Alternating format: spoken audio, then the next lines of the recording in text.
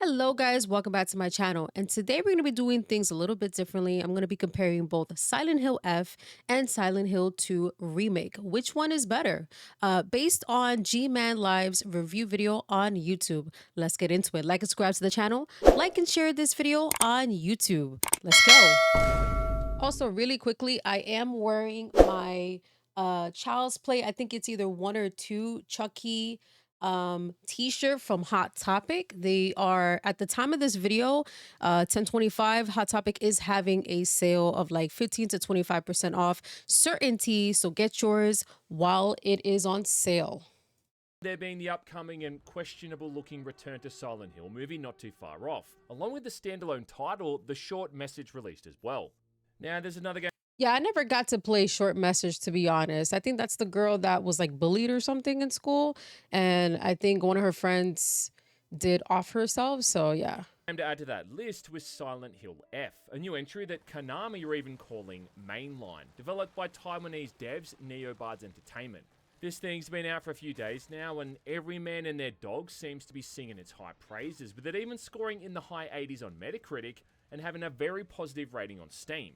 So let's talk about it, shall we? If only so I can justify the 130. So also, by the way, guys, I did beat Silent Hill F as well as Silent Hill 2 Remake. At the time I had to spend on this thing to play it early. I will say as well, the game's been out for a few days now, so there's going to be a few spoilers in this video. Nothing too major, but just a few mechanics and stuff that I talk about that's in some of the later game content. So if you are worried about that, then be sure to keep an eye on the screen for the time skips so you can get right past this stuff.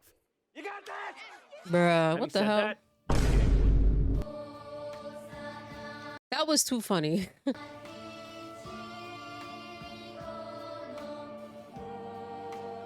Right, so this was a bit of an interesting experience for me to play through in the sense that while I am a Silent Hill fan, my love of the series really only extends to those first three games. I mean, I reckon that I've never played the OG first Silent Hill, to be honest. I've only played the Silent Hill 2 remake. So the remake is so good, I'm not gonna lie. Like, I think if I was playing this at the time, I would probably won't like it, but it'd probably be too scary for me anyway. So despite the graphics being like, ugh.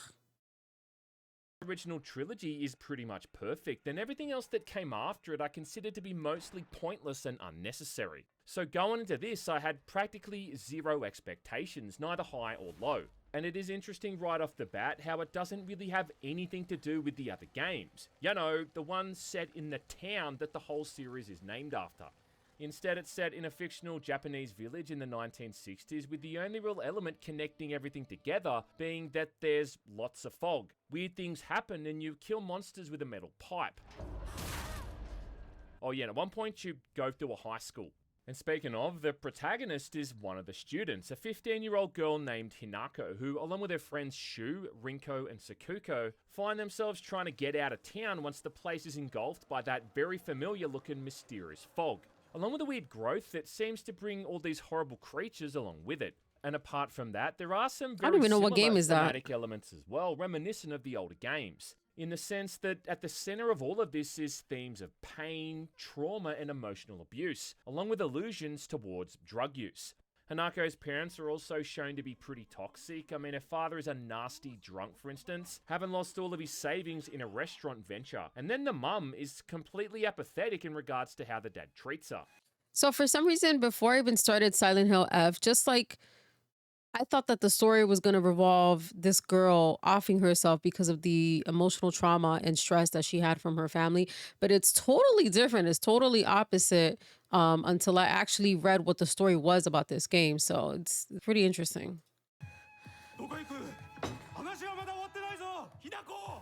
You could probably make comparisons with Hinako to Alyssa and Heather in the old games in the sense that they're both these super vulnerable young women in a pretty crappy situation. Though, I think Heather and Alyssa definitely had it worse off than Hinako did.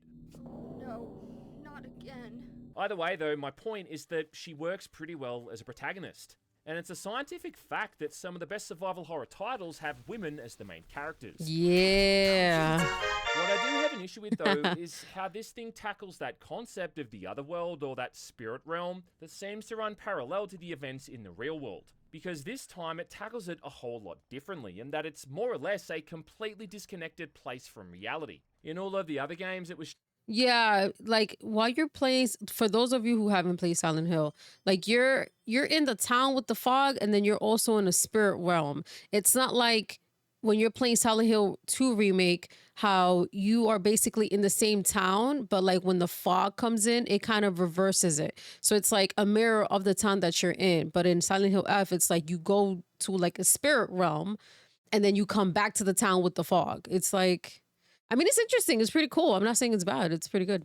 treated as this alternate version of the real world, which is why you'd see very similar looking environments like hospitals and schools, only with a much more nightmarish I'm appearance. not gonna lie, these graphics were rough. Shoots! The graphics we had to deal with back in the day for the PlayStation 1, 2. Oh my gosh. And in the case of that Silent Hill 2 remake, you'd even see the shift in real time as James would cross over and then suddenly find himself in this new and unsettling place. In F though, it happens in a much more disconnecting way, usually with Hinako falling asleep or passing out and then waking up in a place that looks nothing like where she's just been. That evil influence can still be felt and seen when she's out in the real world though, but it just never seems to connect these in a seamless manner like the other Silent Hill games did. You know, you're either here or you're there. And as a result, stuff like that iconic air raid siren is just completely missing. And while that might be fine to have it change this much, like, it really doesn't feel like Silent Hill in that way. I mean, at this point, it's just a Silent Hill game in name only. First, I couldn't really understand why so many people were glossing over this, but then it started to make sense when I looked into the writer a little bit more. And I've seen quite a few people online saying that they're more excited to play this simply for the fact that this guy, Ryo Kishio7, wrote it, you know, as opposed to it actually being a new Silent Hill entry. Yeah, I was pretty excited to play this one too because it's not like a remake of the original Silent Hill like 3 or part 4 or whatever the case was. This is basically a whole new story to the franchise. So I was pretty excited to play it, especially because the main protagonist is a female, like duh. So, And I honestly do think there's an element of people there that are just giving props to this thing based off that alone. I'm not gonna lie, I love the whole Japanese style horror, and this was set back into the 60s also. You know, as opposed to how the story is actually told, or if it all connects up in any kind of grand sense.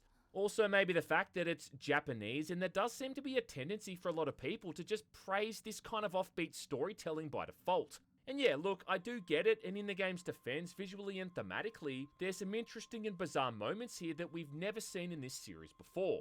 In fact, ironically, as much as I was disappointed in how this thing was so far removed from the other entries, the main thing that really kept me going was the story and wanting to find out what was going on. And Yeah, me too, because like I said, at the beginning of like playing this game, I'm thinking like maybe she's gonna off herself because of the traumatic experience that she's dealt with her family. But then once you get to the end of the story, like you kind of change your perspective on the story. Like, wait a minute, maybe it's not what I'm thinking about. Maybe it's not her offing herself. I think she just had a psychotic break at this point. how things are going to get resolved. Sure doesn't have a lack of cinematics in that regard either, man, and for what feels like half of the game, it's like you can't move around for more than 2 minutes without then sitting through another cinematic that's just as long. Yeah, the cutscenes were pretty long in this game. I mean, they were pretty good. I'm not like, they were pretty good. I'm not gonna lie. Visually, SilentHillF does look pretty damn good at times, with some nice looking environments and a whole lot of attention to detail, to the point that it can often be confusing to tell what you can and can't walk over it. That's true. Like this part right here, this trail where we had to go, I think back to Shu's house, there was so much fog. I didn't know where the hell to go. I literally just had to like wing it and see what I can and cannot walk on. But I agree also, like the graphics were beautiful in this game. It's the same thing with Silent Hill Remake 2. I'm not trying to like shit on that game whatsoever. I think that game was phenomenal as well. Glance. That effect during those moments when that evil growth thing starts to take over really is kind of unsettling. And some of those more spiritual environments look great What the? too. Weapons Oh my also God. break over time Is that? the more you use them, and I Never really mind. love how you can see them coming apart and breaking in real I was gonna say, is that Lady Demascrew from Resident Evil? Bruh. time with each hit. Plus, I really like how the main menu gets more and more overgrown the further you've gotten into the story. And yeah, and as the campaign goes on, Hinako starts to look more bruised and battered as well, with her uniform showing visible signs of damage from all these frequent attacks. And then the way that it often seamlessly blends into gameplay at the end of a cinematic as the camera sweeps around behind her is a neat trick too.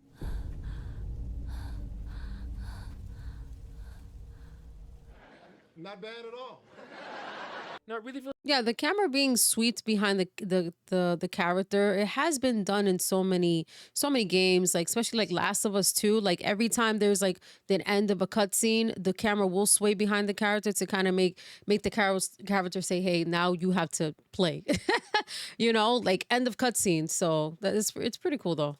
like games are at that point now where there's no difference between the pre-rendered stuff and then the in-game stuff. Well, mostly. And the reason that I say mostly is because this is another 2025 game that happens to run on the Unreal Engine 5. Yeah, which, as you'd expect, means it has more issues than Mad Magazine. And while I haven't had the kind of performance dramas it seems a lot of other people have, one thing that has annoyed me is how for some reason the FPS limit is set to 60. In fact, by default, it's actually 30, but the maximum without any kind of tweak or a mod is currently capped at 60. I mean, 60 frames per minute, it's still pretty good rather than 30. 30 is slower, so. And even then, despite what you've set it to, the cinematics still seem to be at 30, so you get this really jarring effect when it transitions between the two. I get that they've done this for it to work on the consoles and all that, but this kind of thing just shouldn't be happening on the PC, dog, especially in 2025. Fuck! Now, like all of the other Silent Hill games, F does take a little bit of time there to pick up some speed. You got that first half hour or so where things slowly descend into madness with a pretty lame scripted chase scene against the fog monster, along with my absolute pet peeve slowly shuffling through narrow gaps.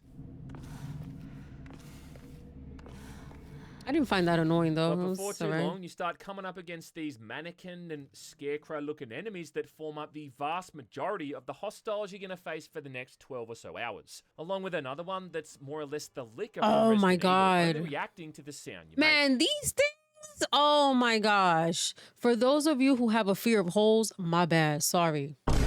Let me let me put it there. Yeah, those monsters were super annoying because the only way to kind of defeat them is basically just to keep hitting them. And especially when you're in the spirit realm and when you're trying to defeat them, even if they're down, they're gonna like be laying down and there's like these black stuff that's gonna be swarming around them. That means that they're gonna respawn and like give it like maybe a minute or two. But they were super annoying because Hinako's strength at that time before her transition is super slow. Like she can only like swing her bat for like a period of time until she gets tired, right? Because of the stamina.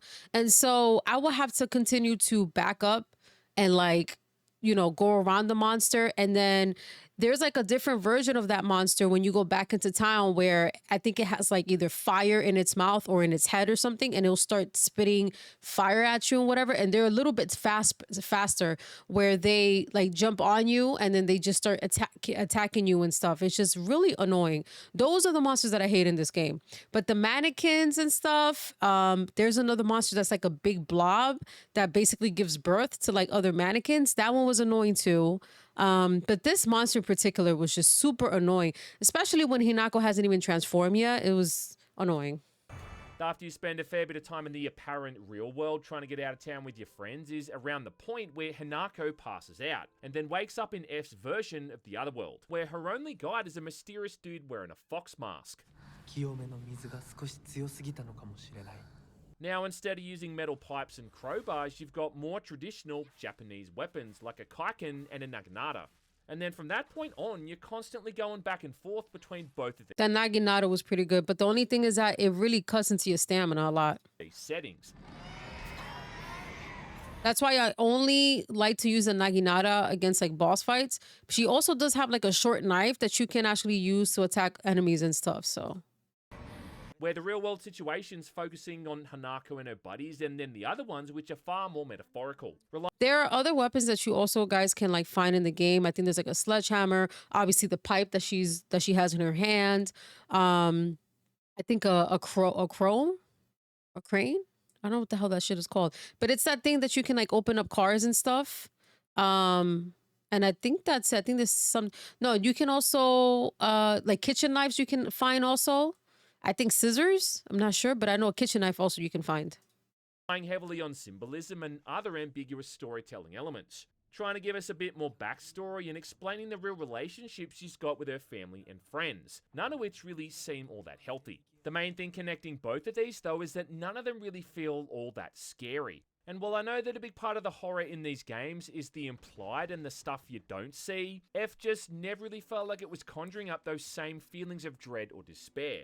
Especially not in the way that Silent Hill 1, 2, or 3 did. I would have been scared I shitless. will say on a positive note, though, that a lot of the puzzles in this game really are quite tricky at times, though it does often skate that thin line. Man, these puzzles was something else. And for some reason, my puzzle difficulty was at hard.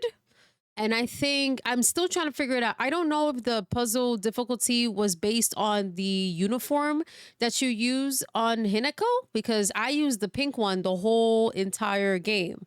So I don't know if it was based off of the uniform that you chose, or you had to like you can put the difficulty in the menu for the puzzles, but mine was just hard the whole time I was playing. I didn't even notice. I'm like, why are these puzzles so hard? And now I look at the difficulty, I'm like, oh, because it's hard. But I still enjoyed it anyway. Line between being well crafted, I'm really actually good at like puzzle games. Like I like to kind of figure things out. but then just completely nonsensical. With this scarecrow puzzle, for instance, being a pretty good example. Oh, this was annoying. This one was annoying just because like there's about like you see how they're all like on a stick and whatever. So the main thing is you're gonna be encountering about 5 or 6 groups, and you have to kind of look at each scarecrow and see like which one has, because each of them have like a pin that you have to take out. So you have to pray to God that whatever scarecrow you choose to take out the pin, that they're not going to wake up and attack you. Because if you choose the wrong one, you have to they're going to try to attack you. You have to defeat them, and then you got to keep going one by one by one. And the crazy part is that they respawn. So it's not like once you take out a pin off of a scarecrow, they're just, when you defeat them, they're gone. No, they come right back on to the stick, and then you got to figure it out again to see which one is not going to attack you. You got to do that at least 5 to 6 times. And then once you get to the last scarecrow and you take out the pin, it's like a little cutscene. It's going to go black, and then I guess you wake up somewhere else with Shu. But this particular puzzle, I think, was like the most annoying out of, there's another one that was annoying too, probably when we get further into the video, but this one was one of the most annoying puzzles in the game. So annoying. I was like, when is it gonna end? Me a whole lot of grief there on my first run. Yeah, so what you're supposed to do here is read these clues Okay, he's gonna explain it right now, but I got lucky the first 3 groups, I'm not gonna lie. and then ascertain which of these figures you need to interact with. Yeah. But if you pick the wrong one, Yep. you wake the damn thing up and then have to either avoid it or kill it. I was like, man. It's just that the clues for which is the right pick are so vague that for a couple of these, I just eventually had to guess. Surprise, cutbags! But then, Bruh. But I think the way I figured it out was because every time you encounter a group, you have to read that note that the main scarecrow has. So it's really like just the meaning of the letter, and then I guess kind of match it to how the scarecrow is like standing in a way. I don't know. I kind of figured it out that way. again, I guess that's the whole point. This one was another puzzle also that was a little bit annoying. Like you had to get like 3 of these Emmas, and like you had to like flip him in a different position based on the puzzle's writing and stuff. You know, puzzles are supposed to be confusing in survival horror, and if everything was blatantly obvious from the get-go, well, then there'd be no challenge there at all. I do think it's kind of interesting as well how it defaults to the puzzles being on hard mode from the beginning, which apparently is the way the devs want you to experience things, compared to the combat, which is on story mode. And Wait, so you can't change that difficulty? It has to be in hard mode? These damn devs. Oh my God. They're like, no, we're putting the puzzle difficulty to hard. You can't change it. Like, what? yeah, that does bring me on to what is by far the biggest dilemma I have with Silent Hill F, and that's the combat. Oh, yeah, I haven't seen all that. that freaking thing. This monster right here. Hold on. Surprise, mother. Yeah, this thing. Oh my god, these monsters are super fast, annoying as hell, and they would throw fire at you. And it's like I just got annoyed because they kept killing me. And Hinako can only move a certain time, so that's why like I would recommend like working on the stamina, which is like the green well behind, if you see like behind my camera, that green on the bottom that you guys see, that's the stamina. The red is obviously the health. And then the flowers is basically like your main power. Like whenever you're gonna do like a big hit and whatever. That's and then that's also sanity, I believe. So it's really good to kind of focus on the stamina, growing that also, the stamina and as well as the health. Because Hinako is super slow. Once she gets to transform into that thing and whatever, she's a little bit stronger in the realm, in the special realm. Now, having seen all that preview footage they were showing, the main worry I had here was that Hinako would be too strong, just mashing through droves of monsters with complete ease. Well, I'm happy to say that that's not the case, and in fact, if you're playing on hard mode, it's actually quite the opposite. And the game does a really good job of making you feel super fragile, with every single enemy you encounter Bruh, absolutely I able hate to those kill you pop-ups. if you're not paying attention, resulting in some pretty chaotic and tense encounters where you're really fighting for your life. Seriously. The problem is that it's an entirely melee-based system, which plays to some very stringent rules that you pretty much have to abide by. And look, I get that putting guns into this game would have been incredibly out of place. I mean, you're playing as a schoolgirl, and it's unlikely she'd have access to firearms, but then even also more unlikely that she'd even know how to use them if she did. Right. So what they've instead done is take that same 15-year-old girl and limit her options to metal pipes, knives, and baseball bats, all of which she can use with lethal precision because, yeah, that's far more believable. And yeah, the people who defend why Hinako isn't able to use firearms probably have no issue with the fact that she's somehow able to beat back all these horrific monsters with a crowbar. Anyway, all of that stuff aside, you've got three things to worry about here. You've got your health, your stamina, and your sanity. Basically, the way it works I is just you've said got that. a standard attack and then a heavy attack, with the latter one having a chance to stun enemies and leave them vulnerable, both of which use stamina, with the heavy attack also doubling as a counter, if timed correctly during certain and very specific enemy animations. In a nutshell, it's kind of like enemies are going to glitch out for a second, and you've got that very brief window to hit that heavy attack to counter for massive damage. The thing is, though, is that it becomes a matter of really just waiting for these moments. Hated those Considering monsters. enemies can ignore your combos otherwise, making your basic attacks kind of pointless. Especially on hard mode, where you take so much damage. Which all then means that it just becomes a matter of learning these various attack patterns for every... And then obviously if you keep, okay, so you guys can't really see, but like next to the, like on top, next to the sanity, there's like a moon shape and whatever. So that's basically how much power you have to do your heavy base attack. And I'm not gonna lie, like it's kind of annoying when you have to repair your weapons, because at a certain time, once you run out of that moon shape power, that's basically your weapon, you have to find tools in order to repair it, and it's just super annoying. But I mean, it's a horror-based survival game, duh. single enemy type, and then just waiting for the right moment to counter. The catch, though, is that they've also got other attacks which can't be Oh, and countered, also the which- sickle. So right now in her hand here, she does get a sickle. So you get sledgehammer, pipe, sickle, kitchen knives, and there's something else. That crowbar. There you go. I couldn't say it before. which instead requires you to dodge, adding in this whole other shtick where you can perfect dodge And a if bat. timed correctly, Forgot about restoring that. all of your stamina.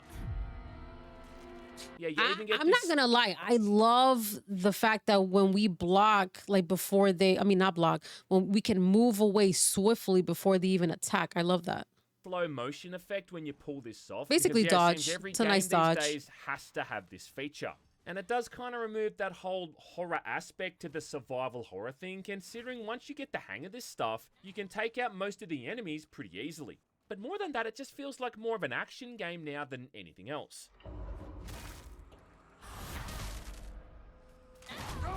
Oh my god. Oh, you There's about half a dozen weapons all up here, and outside of the speed of them, I didn't really see all that much of a difference. I mean, the sledgehammer and the axe are a lot slower, obviously, than using Axe too. something like the bat Yep. or the sickle. But at the end of the day, I just ended up using whatever felt the most responsive, which was often the knife or the crowbar. Yeah, and I do think it's funny how regardless of what weapon you've actually got equipped at that time, it's always going to show Hinako holding the pipe in the cutscenes. Just like she's always ready to dish out some smoke. Because I feel like that's like, I think pipes are regularly found in the town. So I think that's why they made it into like the main weapon, even when we're seeing the cutscenes, regardless of whatever weapon we're using at the time. As for this whole sanity system, well, that one's a bit of a misnomer because it doesn't actually seem to affect your mental well-being or anything in that regard. More so, it's just the name they've given to this meter that lets you focus. And this is important because when you're focusing, it makes it easier to counter those enemy attacks. Plus, if you hold down the focus button for long enough, it's going to charge up a more powerful hit, which almost always guarantees a stun. All of which is vastly superior to just using those basic attacks. Boy! And then to make it even more confusing, you get a whole bunch of different consumables which refill all of these different meters, with things like chocolate bars, jelly, and drinks. Oh yeah, and you need to manually bind these things to shortcuts as well. For some reason, you simply can't open your inventory and consume them, which is a bit odd. Or I don't know, maybe they're forcing you to do this so you have to heal during combat. A lot of these items, I felt like they were all the same because it was like, there was like a drink, there was like a chocolate bar, there was like something else. And I'm like, I thought all of them gave you health, but I actually had to look at the description. Some of them give you health, like either a little bit or a lot. I think the best one was like that red bar that we just seen a few seconds ago. It was like a red bar inside of like something like a brown paper. That literally like gives you max health. Not max health, but it restores you fully. You know, like a certain other game series. All of the manual save points in the game are shrines where you can choose to sell some of these off to earn so-called faith points, which can then be spent to upgrade Hinako's health, stamina, and even her sanity bar. You can even find and equip these Omamari talisman things, which buff up aspects like your health and stamina even further. That's Oh, yeah, also by the way, important. is all of this starting to sound a bit bizarre? Well, maybe that's because it is. And I don't want to jump on the whole bandwagon and call this thing Souls-like, but I am getting a bit sick and tired of how every single game these days seems like it has to have these kind of mechanics. Mechanics you have to utilize or else you are going to die. And in fact, the boss fights lean even more into this stuff, outright forcing you to learn these specific moves through trial and error, and then overcoming them through what's more or less rote memorization. I mean, is it like a Souls-like game a little bit when I was playing these boss fights? A little bit, but not a lot because they weren't that difficult. I just felt like they kept using the same attacks. I had to just study their attacks and I was able to beat them, but I don't feel like they're really Souls-like because kind of Souls-like boss fights, they'll have the same attack, but then they'll switch up. Like, I don't know. I think the NPC boss will like switch up your attacks and will like do a pop-up that you wouldn't even expect. But I mean, overall, the boss fights were pretty decent. They're pretty decent. There was one that I just couldn't defeat for the life of me. And I had to keep going and going and going. I think it was like the boss fight at the end of once you get to the end of the game, you have to obviously defeat a boss fight. But it's like the original ending, that boss fight. Because apparently there's about 3 to 4 different endings to the game, but you have to do certain things in order to get these 4 different endings. So, and they're really interesting. One of the boss fights later on is against 2 enemies at once, a humongous fat one and then a smaller, more nimble one. And I'm getting flashbacks to fighting Ornstein and Smaug all over again. And I'm not saying that these boss fights are bad or poorly designed in that sense, but it just adds more fuel to that fire of this feeling less and less like a Silent Hill game. I know that some of the later titles like Silent Hill 4 and Homecoming had more of a focus on the melee, but if we're at a point where we're using those games as a positive comparison, then we truly are lost. In fact, I remember that with Homecoming specifically, that thing was universally disliked by the fans for how much of an emphasis it put on all that melee stuff. Dipping a bit now into spoiler territory as well, I feel I need to talk about these bits later on in the game where, for story-related reasons, Hanako's now got a giant fox arm replacing those standard weapons. where you've even got the ability to absorb the souls of fallen enemies to then power up a rage mode where you do increased damage. Yo, and when I found out you could do that, do you know how happy I was that now they don't come back to life, they don't respawn after I get their soul? I was like, finally, because being in this realm and having to defeat them back to back to back, I will have to run away because I just could not do it. I just wanted to get through the story. And when she transformed into this being over here with the fox arm, the brand on her back, and then the Foss mask, and now we're able to actually hit harder and get their soul. I was like, finally, it makes things so much easier. I was so happy. And yes, that classic. Yeah, that, and then once you see like this bar right here behind me, your arm gets bigger and then you just like literally just give heavy attacks. Silent Hill feeling combat loop of using a clawed arm to slash apart enemies. Some people might say, but G-Man, you don't have to engage with that stuff and you can just run right past the enemies. It's survival horror. And yes, while that is true and you often can do that when you're outside. I mean, yes, you can. But there was a part towards the end of the game where I was in town and I could not get away. Like, I couldn't run from them. Like, you had to defeat them in certain points. I think it was when you had to go after the fog monster.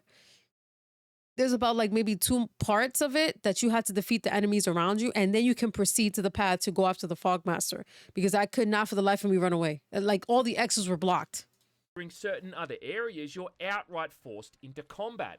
Like, it's going to literally have an objective to defeat all the monsters before you can proceed. Yep. Come on now, dog.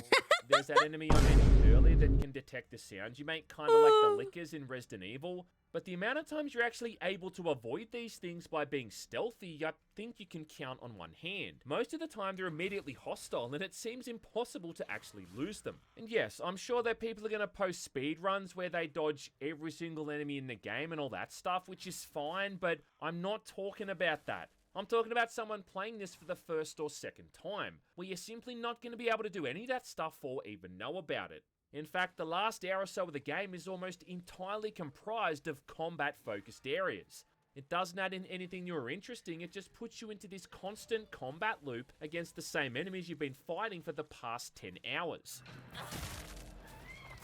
Plus, it often reuses some of the tougher enemies if for no other reason than to just pad these fights out and make the story take longer. Come on, man. And it's just like, if you remove that important survival horror aspect of having the player choose whether to run or fight and then just force them to fight, well, you remove one of the biggest aspects of the whole genre. Where it's at its worst, though, is all the combat inside these narrow hallways and corridors, God, where you've got bugger all room to move around, along with the camera making things even trickier. Yeah, the kind of thing that really makes you wish for fixed camera angles. being ganged up like that was so annoying. I was like, bro, I'm just one girl. Come on now. Come on. Like, give me a break. Oh.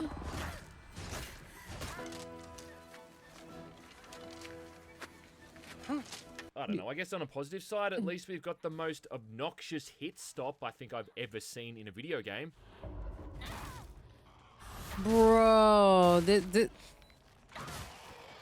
Oh, yeah, and what also annoys me here is how if you ever attack something too close to a wall, the weapon's gonna deflect off it and cancel out the hit, which, you know, is of course a handicap that doesn't affect the enemies.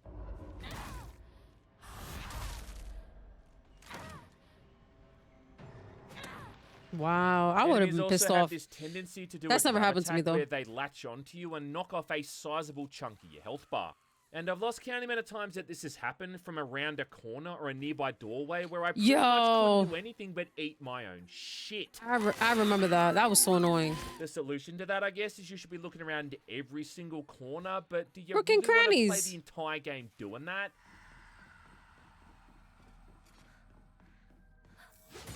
Bruh.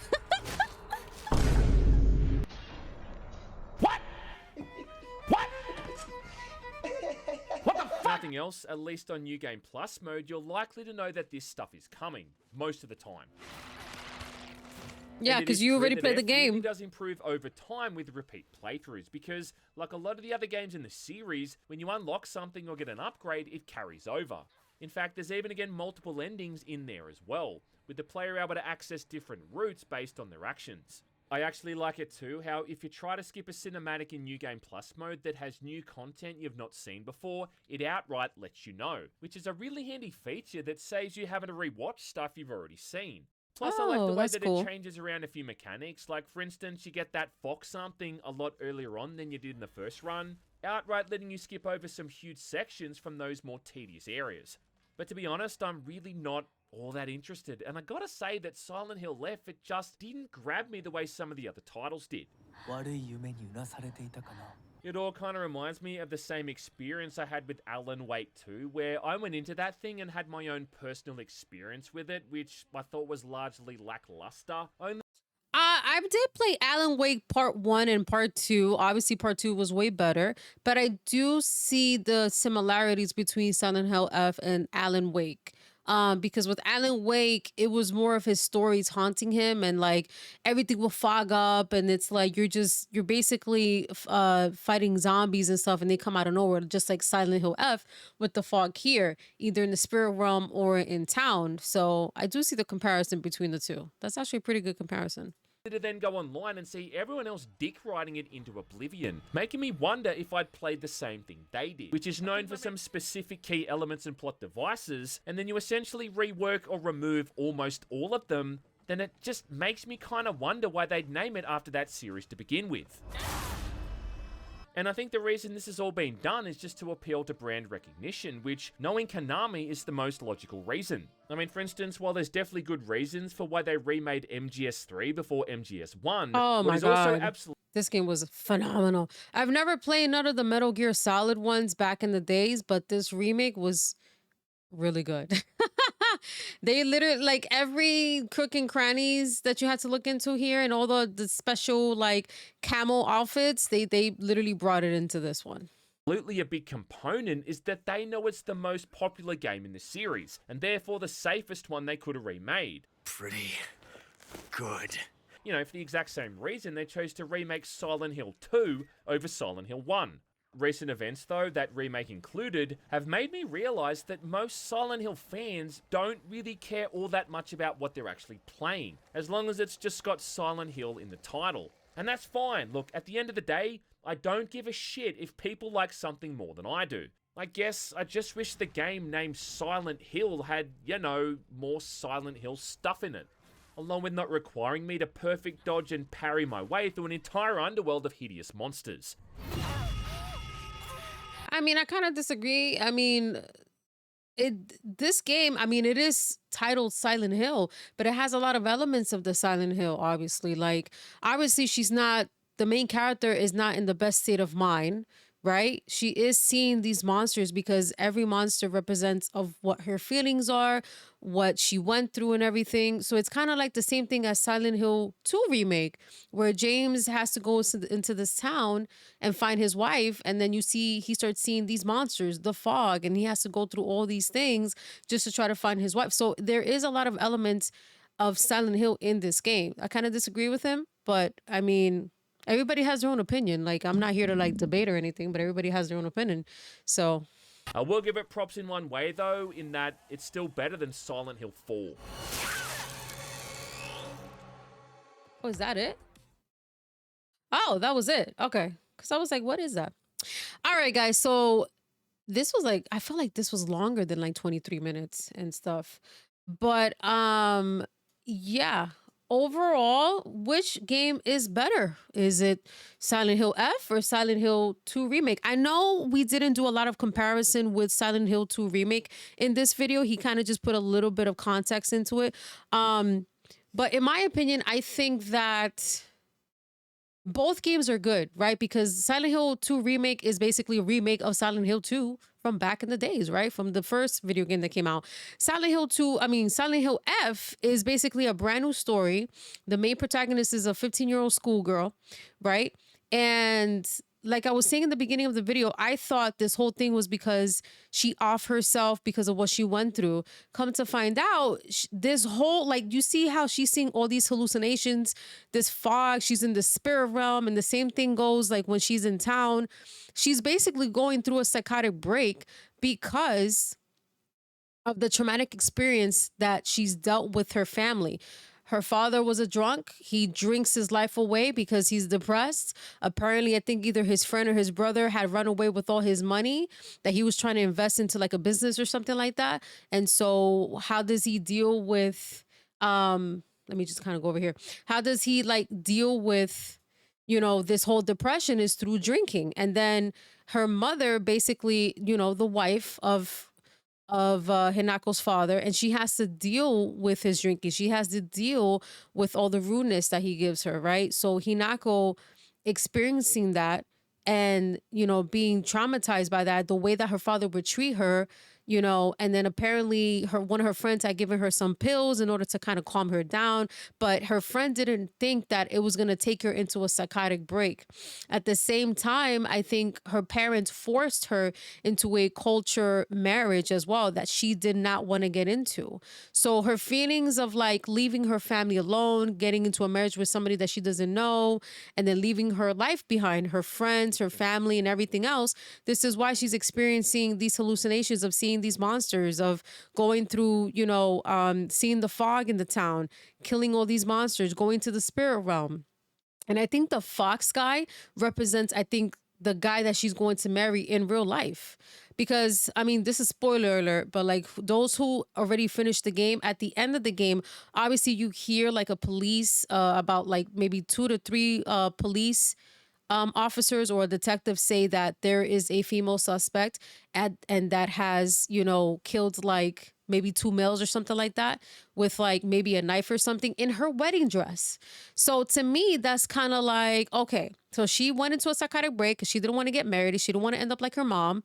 And this whole thing is just like her whole world just collapsing. And this is why she's seeing the monsters, the fog, and everything else. And then, you know, her relationships with her friends was like really different. And then apparently the kid, her friend that gave her the pills, really liked her. And he never told her what her feelings were because I think he was afraid of rejection. Because apparently, like so Hinako really liked, so the guy's name is Shu. So Hinako really liked hanging out with Shu and everything. They were really good friends, but I don't know if she really liked Shu. She probably did, but she never told him. And then Shu was like just afraid of telling her his true feelings for her. And I think one of her friends, I don't know if it was, her name was Rinko or something like that, that had a crush on Shu, and she was always so jealous of Hinako because Hinako and Shu were always, you know, Jesus Christ, would always like hang out, and she was so jealous. And then she had another friend that was very clingy. I forgot what her name was. So overall, both games are pretty good in their own aspects, right? Because the Silent Hill 2 remake, it's based off the remake of Silent Hill 2 from back in the day. Silent Hill F is basically a whole new story, but it still has a Silent Hill attributes to it, right? So I really can't say which one is better because they both have their own elements as far as history wise and then story wise, right? Because it's still the same concept, to be honest. It's still, you know, they both have mental health illness. They're seeing things. They think that they're killing things, but in this instance, she actually did kill people like in the town or whatever, like I guess in her wedding. So that's pretty crazy. But guys, let me know in the comments below what you guys think about, you know, Silent Hill F. Did you guys play it? Did you guys beat it? What about Silent Hill 2 Remake? Which one you think is better in the franchise? And let me know your comments below. Thank you so much for watching this video, and I will catch you on the next time. Credit to G-Man Lives, all right? You guys go check out his channel, and I'll catch you on the next one. Let's go.